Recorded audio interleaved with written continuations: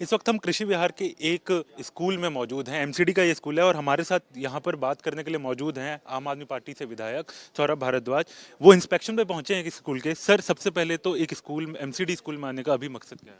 देखिए, ये मेरा इलाका है, मेरे ग्रेटर कैलाश विधानसभा है।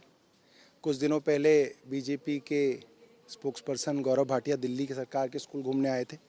हमने उन्हें घुमाया, बीच में वो भाग गए, क्लासों के अंदर जाने के लिए तैयार नहीं हुए। आज हम एमसीडी के स्कूलों में आए और एक सेंट्रल गवर्नमेंट की कॉलोनी है। कोई ऐसा मत सोचे कि कोई जेजे क्लस्टर है। उसके बीचों बीच ये एमसीडी का स्कूल है जो नर्सरी से लेकर 5वीं तक है। Nursery, prep, first, second, third, fourth, fifth, 7 क्लासें हैं और 2 टीचर हैं और एक प्रिंसिपल है। छत के नाम पे टीन है। आप सोचिए, दिल्ली में 12 में से 8 महीने इतनी गर्मी पड़ती है। इस टीन के अंदर इन छोटे छोटे मासूम बच्चों का और इन टीचर्स का क्या हाल होता होगा। और अभी मैंने क्लास के अंदर घुस के दिखाया, दूसरी और 5वीं कक्षा के बच्चे एक साथ पढ़ रहे हैं, पहली और तीसरी के बच्चे एक साथ पढ़ रहे हैं, नर्सरी, प्रेप और फर्स्ट के बच्चे एक साथ पढ़ रहे हैं, क्योंकि इसके अलावा कोई चारा नहीं है। एक टीचर एक क्लास के अंदर एक साथ 2-2, 3-3 क्लासों को पढ़ा रही है बेचारी, ब्लैक बोर्ड के ऊपर लाइन लगा के। क्योंकि वो क्या करे, आपने उनको टीचर्स ही नहीं दिए हुए।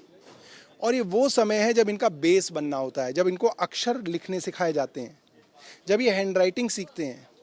जब ये हैंड राइटिंग ही नहीं सीखेंगे, अक्षर ही लिखना नहीं सीखेंगे, तो ये क्या गणा जमा घुटा सीखेंगे।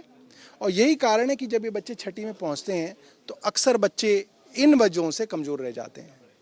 हमारे दिल्ली सरकार के स्कूल परसों दिखाए, नीचे ग्राउंड पे ग्रेनाइट लगा हुआ है, दीवारों पे डिस्टेम्पर है, शानदार छत हैं, रेलिंग स्टेनलेस स्टील की हैं, स्विमिंग पूल है, एकेडमीज़ हैं। और आप कंपेयर कर रहे हैं उसको इस एमसीडी के स्कूल से जिसके ऊपर टीन डली हुई है, नीचे फर्श सीमेंट का है। सर, क्लास एक बार हम दिखा सकते हैं कि जहाँ पे जिस तरीके से आप अंदर मत घुसिएगा, बस बाहर से ब्लैक बोर्ड को दिखा दीजिए।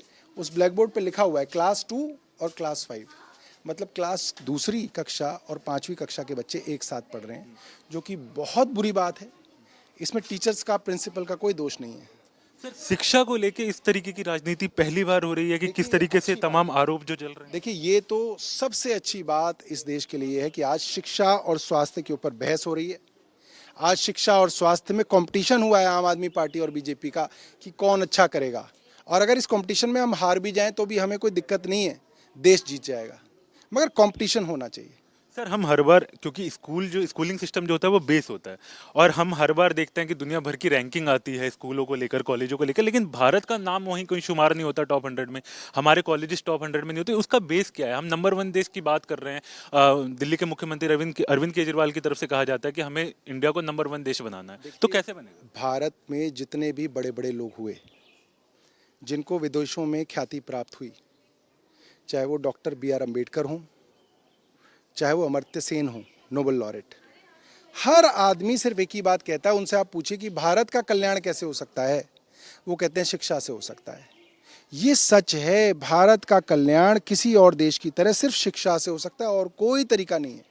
आप इस देश को शिक्षित कर दीजिए। इस देश में इतना टैलेंट है, इस देश के बच्चे इतने समझदार हैं, इतने एंटरप्रेन्योरशिप का उनका माइंडसेट है, इतना वो ज़मीन से जुड़ के और संघर्षों से निकल के ऊपर पहुंचते हैं कि वो फिर पूरी दुनिया में जो है रोके नहीं रुकेंगे।